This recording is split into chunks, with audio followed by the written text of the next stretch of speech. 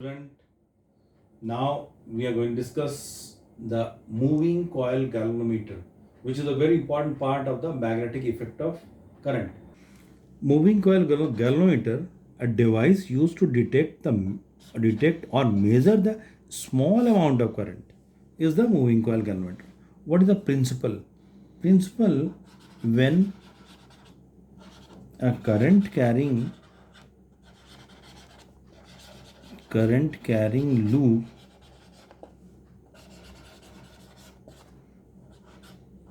is placed in uniform magnetic field, it experiences a torque. That is the principle behind it. एक current carrying loop को अगर हम magnetic field में रखें इसको, तो क्या होगा? जैसे for example in the last video I had explain the current carrying loop placed over the soft iron core. Soft iron cylindrical core है, उसके ऊपर हम कॉइल को रैप किए हुए हैं. एंड जब इसको एक सिलिंड्रिकल मैग्नेटिक फील्ड में हम प्लेस करते हैं, it experiences a torque. That is the basic principle of the moving coil galvanometer. Now the diagram and the construction is like that. We have taken the north and south, the strong magnetic field. Two magnets are there, opposite magnets. Cylindrical, that's the important. Why we are using the cylindrical, that we are going to discuss later on. And इस तरह का shape का cylindrical soft iron core के ऊपर हम लोग क्या किए हैं? We are going to wrap the coil, rectangular loop. And ये जो कॉयल है उसका एक एंड ये T1, दूसरा एंड T2, और इसका कनेक्शन हम लोग यहाँ से देते हैं ये पूरा.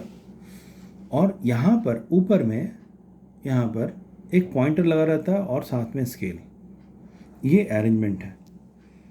अब इस पर यही जो कॉयल है इस पर टॉर्क लगेगा. Now I have drawn the cross section view of this coil. Is there cross section view?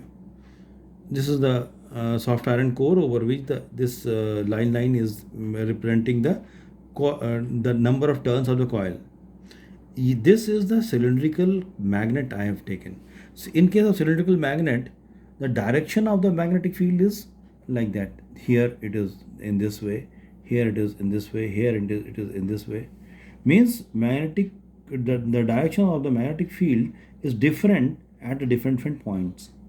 Now interesting thing is that here if I am going to take this particular another view of this, the area of the rectangular coil, like for example area of the rectangular coil is L into B. उसका क्या हो जाएगा? ये area. कोई पूछता है कि area का डायरेक्शन क्या होगा, क्योंकि हमको ज़रूरत होगा एरिया का. जैसे हम लोग गॉस थ्योरम में भी पढ़े थे, तो वो डायरेक्शन क्या होता है? इसके परपेंडिकुलर, इसके ये रेक्टेंगल कॉइल के perpendicular is the direction of the area vector. तो वैसे यहाँ पर ऐसा ये कॉइल ऐसे करके रोटेट कर रहा है, तो यहाँ पर इसका एरिया ये रेक्टेंगल कॉइल का एरिया क्या होगा? L into B. अब हमको देखना क्या है, ये तो उसका बेसिक कंसेप्ट था. अब यहाँ पर हो क्या रहा है? जब ये जो रेक्टेंगुलर कॉयल है वो स्ट्रॉन्ग मैग्नेटिक फील्ड में प्लेस किया गया, यूनिफॉर्म मैग्नेटिक फील्ड में, तो एक यहाँ पर टॉर्क डेवलप होगा, जिस टॉर्क को बोलते हैं डिफ्लेक्टिंग टॉर्क, जो हम लोग लास्ट वीडियो में पढ़ चुके हैं. ये डिफ्लेक्टिंग टॉर्क मान लेते हैं टॉर्क डी. कितना होता है? N, नंबर ऑफ टर्न्स हमको नहीं मालूम कितना. N, I, A, B, sine theta. ये हम लोग पढ़ चुके हैं पहले. जहाँ पर N क्या है? Number of turns. I क्या है? अमाउंट ऑफ करंट और strength of current. E is the area, जो हम अभी बताए, area of the rectangular coil. And B is the magnetic field strength and sine theta. And what is theta here? Theta is now, theta यहाँ क्या है, ये जो समझने वाली बात है, ये एरिया हो गया कॉइल का, ये इसका जो एरिया वेक्टर या the direction of the vector which represent this particular rectangular coil and the magnetic field, ये नॉर्मल इस प्लेन के रेक्टेंगुलर कॉइल के परपेंडिकुलर या नॉर्मल, और मैग्नेटिक फील्ड, ये मैग्नेटिक फील्ड अगर ऐसे है तो the angle between this and this is your area vector, ये दोनों के बीच का एरिया वेक्टर, ये तो इसका एरिया वेक्टर का डायरेक्शन था और ये मैग्नेटिक फील्ड का, ये दोनों के बीच का जो एंगल है दैट इज अ थीटा। अभी इस केस में क्या है 90 डिग्री। अगर मान लो ये वाला कॉइल ऐसे होता तो ये तुम्हारा मैग्नेटिक फील्ड है, तो एंगल कितना होता है 45 अराउंड, तो लाइक दैट ओनली।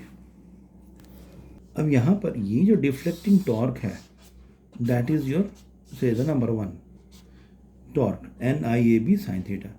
तो साइन थीटा क्या था समझ में आ गया, ये अगर कॉइल है, ये उसका एरिया वेक्टर है जो रिप्रेजेंट कर रहा है रेक्टेंगुलर कॉइल को, और ये है मैग्नेटिक फील्ड, इसके बीच का एंगल था दैट इज थीटा। यहाँ पर इस केस में हम लोग क्या देख रहे हैं, ये कॉइल जो है, ये कॉइल ये ऐसे करके घूम रहा है, उसका डायरेक्शन हर जगह, जैसे यहाँ पर अगर तो ये डायरेक्शन हो गया एरिया वेक्टर का, मैग्नेटिक फील्ड कौन सा लेंगे ये वाला, तो यहाँ पर ये 90 डिग्री। अगर ये कॉइल ऐसे करके मूव होके ऐसे हो जाता है तो यहाँ पर हम लोग ये उसका एरिया वेक्टर का डायरेक्शन, और मैग्नेटिक फील्ड कौन सा लेते हैं, ये वाला लेते हैं, क्योंकि वेरी कर रहा है, सिलिंड्रिकल है, इसीलिए यहाँ मैग्नेटिक फील्ड मीन्स हम लोग हमेशा ऐसा सिलिंड्रिकल कॉइल से यही एक एडवांटेज है कि always theta is equal to 90 degree at each and every point. So that is your cylindrical magnet is providing the radial magnetic field. इसको क्या बोलते हैं, radial magnetic field, always providing the radial magnetic field, that is very important. And radial magnetic field के चलते ही theta 90 हो गया, तो 90 हो गया तो टॉ डिफ्लेक्टिंग टॉर्क का एग्जैक्ट वैल्यू कितना हो गया NIAB, साइन 90 1 होता है, इसीलिए ये इसको मान लेते हैं question number 2। As coil gets deflected, the spring is twisted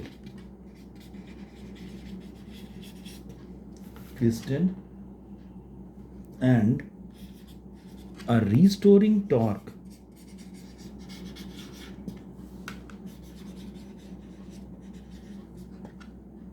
is developed in it.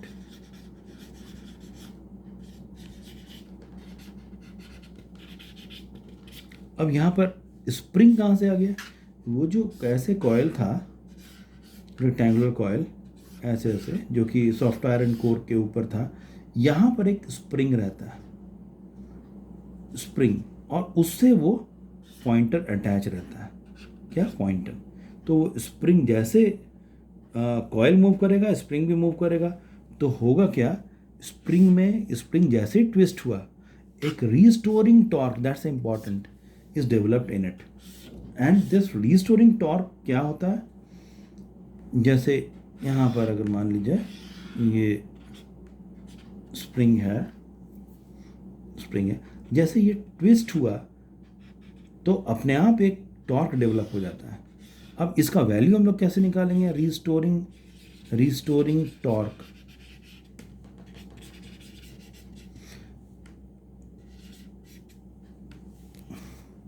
Restoring torque को हमको निकालना होगा।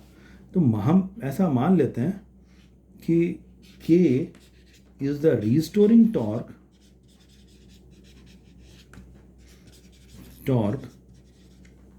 Per unit twist.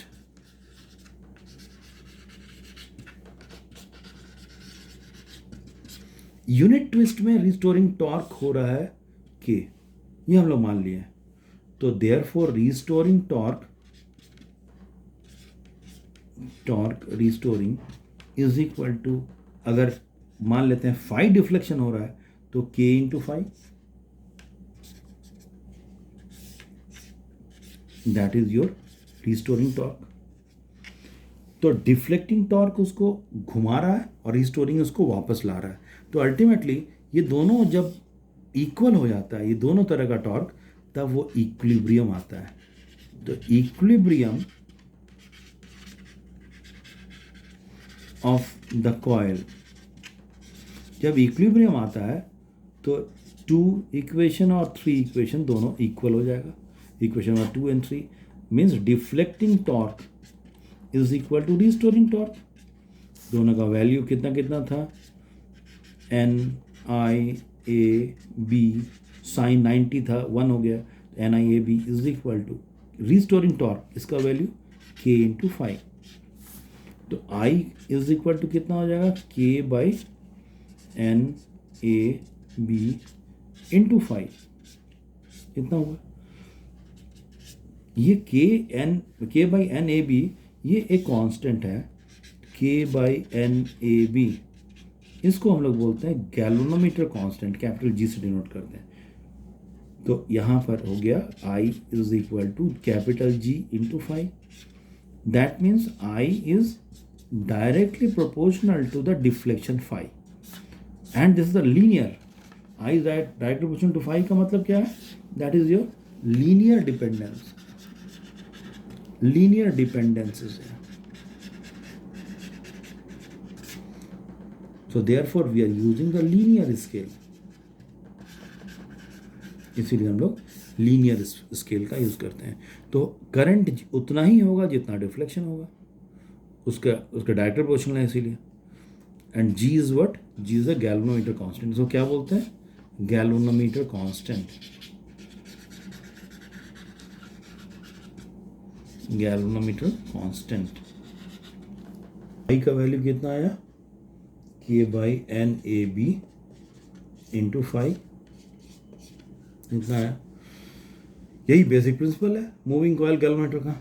अब यहाँ गैल्वेनोमीटर का एक टर्म यूज होता है sensitivity, sensitivity of the galvanometer.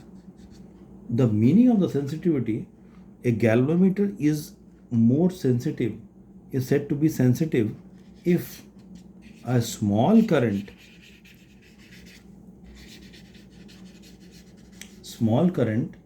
flowing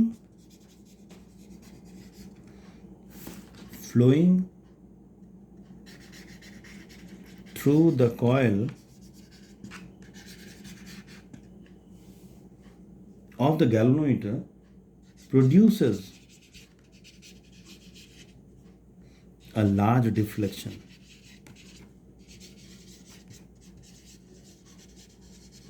coil किसका, गैल्वेनोमीटर। कम करंट में ज़्यादा डिफ्लेक्शन अगर हो रहा है तो हम बोलेंगे गैल्वेनोमीटर इज मोर सेंसिटिव। ये सेंसिटिविटी दो तरह का होता है, एक होता है current sensitivity,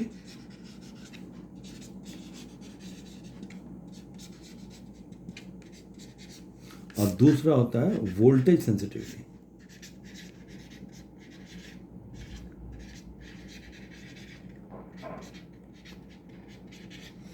Current sensitivity means deflection produced by the unit current, or the unit current is the current sensitivity.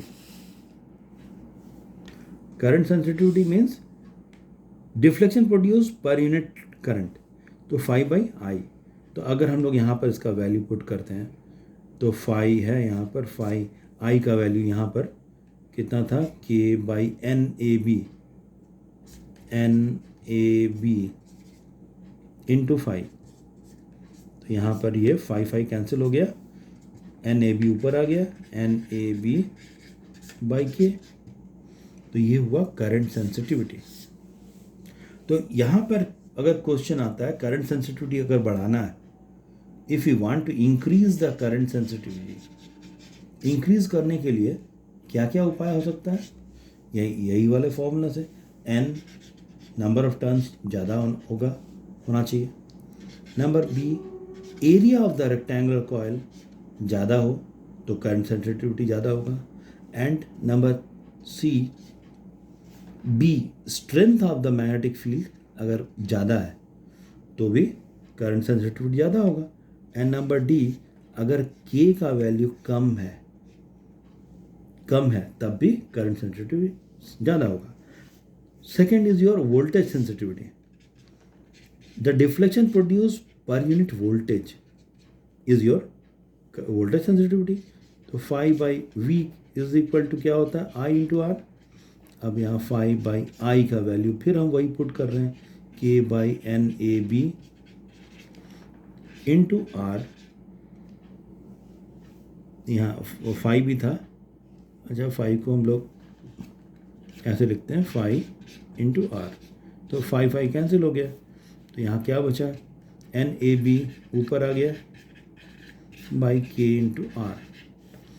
अब अगर वोल्टेज सेंसिटिविटी को इंक्रीज करना है तो क्या क्या उपाय होगा, यही जो है आपके पास, N को बढ़ाना होगा। Number B, area of rectangular coil को भी बढ़ाना पड़ेगा। और B, the magnetic field strength को बढ़ाना पड़ेगा। और डी, के को कम करना होगा, इन्वर्सली है, इन्वर्सली के को कम करना होगा। ई, आर को भी, R means resistance of the galvanometer coil, जो रेक्टेंगुलर कॉइल है उसका रेजिस्टेंस, उसको कम करना होगा। That is your voltage sensitivity. What are the uses of this moving coil galvanometer? To detect or measure small amount of current.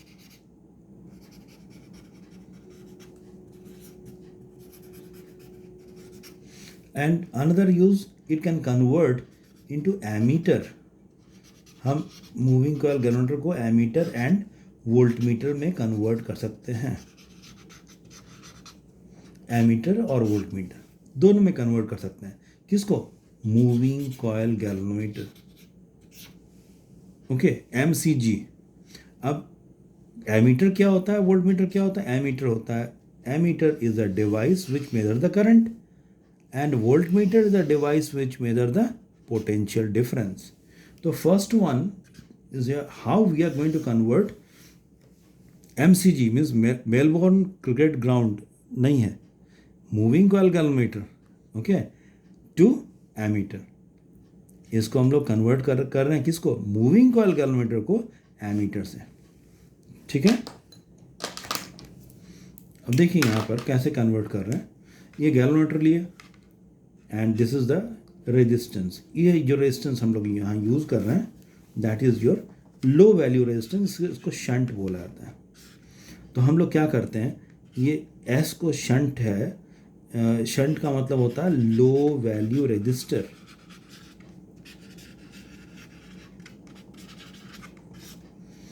और ये क्या है, गैल्वेनोमीटर। इसके कॉइल का जो रेजिस्टेंस है उसका नाम हम लोग दिए RG। मान लेते हैं ये सर्किट, तो हमेशा ही पैरेलल कनेक्टेड होता है। लो वैल्यू रेजिस्टर जो है शंट गैल्वेनोमीटर के पैरेलल कनेक्ट करती है। अब यहाँ से अगर I करंट आ रहा है, यहाँ पर करंट जो जा रहा है उसका नाम हम IG दिए, तो यहाँ पर करंट कितना होगा, I माइनस IG, ये ब्रांच में। फिर करंट ऐसे घूम के फिर यहाँ पर I हो जाएगा, दोनों यहाँ आके मिल गया। अब ये दोनों पॉइंट जो है A और B, अगर हम ध्यान से देखें, अब हम लोग करने क्या जा रहे हैं, S का वैल्यू, शंट का वैल्यू निकालना है। A और B का पोटेंशियल डिफरेंस सेम होगा, A और B पॉइंट का पोटेंशियल सेम होगा, A का पोटेंशियल और B का पोटेंशियल सेम होगा। तो यहाँ पर सेम होने का मतलब क्या है, कैसे हम निकालेंगे, तो A, एक ब्रांच ये है, एक ब्रांच ये है, तो यहाँ से पोटेंशियल डिफरेंस हम कैसे निकालेंगे, IG इंटू रेजिस्टेंस क्या है इस ब्रांच में, RG इज इक्वल टू, ये वाला ब्रांच में कितना है current, I minus IG into S। That is your S का वैल्यू हम लोग यहाँ से निकाल सकते हैं, क्या हो जाएगा, IG by I minus IG into RG। That is the value of the shunt और द लो वैल्यू रेजिस्टर। अब इसका अगर यहाँ पर कोई पूछता है इफेक्टिव रेजिस्टेंस कितना होगा, इफेक्टिव रेजिस्टेंस, इफेक्टिव रेजिस्टेंस। तो इफेक्टिव रेजिस्टेंस के लिए लोग क्या कर रहे हैं, यहाँ पर ये दोनों, ये सर्किट में इफेक्टिव रेजिस्टेंस दोनों पैरेलल है, तो I by R, R effective कितना हो जाएगा यहाँ पर 1 बाई, ये दोनों पैरेलल है इसीलिए R G plus 1 by S, ये इफेक्टिव रेजिस्टेंस हो जाएगा इसका, इफेक्टिव रेजिस्टेंस। ठीक है, और एमीटर तो हम देख रहे हैं ये एक अल्टीमेटली क्या हुआ, लो रेजिस्टेंस डिवाइस, तो एमीटर को हम लोग क्या बोलेंगे, लो रेजिस्टर डिवाइस। और ये चीज़, ये जो पर्टिकुलर पार्ट बना दैट इज योर एमीटर, ये पूरा कंबाइंड, ये क्या बना, एमीटर। समझने वाली बात है, ये पूरा का पूरा एमीटर। और एमीटर को जब भी हम लोग कनेक्ट करेंगे, ammeter is always connected in series with the circuit, with the circuit. Okay, और एक लास्ट पॉइंट समझ लीजिए, जो आइडियल एमीटर होता है, आइडियल एमीटर, उस केस में रेजिस्टेंस जो होता है, रेजिस्टेंस उसका वैल्यू कितना होगा, 0। कोई पूछता है कि आइडियल एमीटर का में रेजिस्टेंस का वैल्यू कितना होगा, 0। Okay, second one is the conversion of moving coil galvanometer into voltmeter. तो एक गैल्वेनोमीटर लिया सिंपल, और एक रेजिस्टेंस यहाँ पर इसके पहले हम लगाएं, जस्ट बिफोर द गैल्वेनोमीटर। ये जो आर है that is a high resistance या हाई रजिस्टर। ये पूरा कंप्लीट जो सेट है, ये पूरा टोटल डॉटेड लाइन जो है, ये बन गया वोल्टमीटर,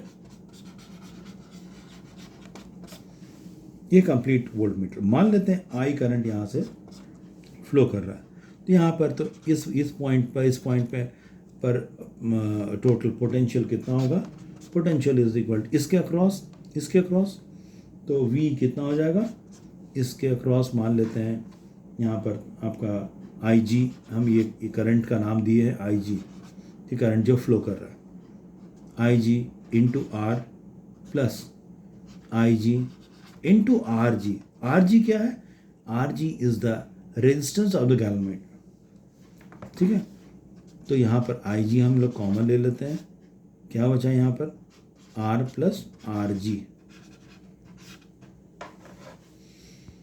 और R plus RG is equal to V by IG। तो R का वैल्यू कितना हो गया, V by IG minus RG। ये इंपॉर्टेंट रिलेशन आया, यही हम लोग खोज रहे थे। We are searching this value of R which is the high resistance, इसका वैल्यू हम लोग ऐसे निकाल सकते हैं। तो हम लोग को अगर MCG को वोल्टमीटर में कन्वर्ट करना है, तो 0 टू V वोल्ट के लिए वोल्टमीटर में हम लोग कन्वर्ट करेंगे, तो R का वैल्यू यानी हाई रेजिस्टेंस का वैल्यू हम इतना लेंगे। ठीक है, अब यहाँ पर भी इफेक्टिव रेजिस्टेंस, कोई पूछेगा इफेक्टिव रेजिस्टेंस कितना होगा, इफेक्टिव रेजिस्टेंस कितना होगा, यहाँ पर था रेजिस्टेंस और गैल्वेनोमीटर ऐसा था, RG था, ये बन गया था क्या, वोल्टमीटर। तो इफेक्टिव रेजिस्टेंस कितना होगा, दोनों सीरीज में है, दोनों रेजिस्टर सीरीज में, R प्लस RG। तो अगर हम देखते हैं इफेक्टिव रेजिस्टेंस क्या है, R हाई रेजिस्टेंस है, RG जो कॉइल है उसका भी रेजिस्टेंस हाई है, तो ये एक बहुत हाई रेजिस्टेंस डिवाइस हो गया। तो वोल्टमीटर जो हुआ, तो voltmeter is a high resistance device. कैसा डिवाइस है, high resistance device. Voltmeter is the high resistance device. अब यूजुअली एक क्वेश्चन आता है कि आइडियल वोल्टमीटर में जो हम लोग रेजिस्टेंस यूज़ करेंगे उसका वैल्यू कितना होगा, R का वैल्यू, ये हमेशा आइडियल मीन्स आदर्श, तो R का वैल्यू कितना होगा, इनफाइनाइट वैल्यू। ठीक है। अब एक लास्ट पॉइंट और आप लोग समझ लीजिए, वोल्ट मीटर जो बन गया मेरा, a voltmeter is always connected in parallel. Voltmeter को कैसे कनेक्ट करते हैं? पैरेलल में। कोई सर्किट है, अगर यहाँ पर और यहाँ पर हमको ये दोनों के बीच का पोटेंशियल डिफरेंस निकालना है, तो यहाँ पर वोल्ट मीटर को हम लोग ऐसे कनेक्ट करते हैं, ठीक है। और वोल्ट मीटर क्या हुआ है? ऐसा मूविंग कॉइल गैल्वेनोमीटर के साथ एक हाई रेजिस्टेंस को हम लोग ऐड कर दिए, ओके।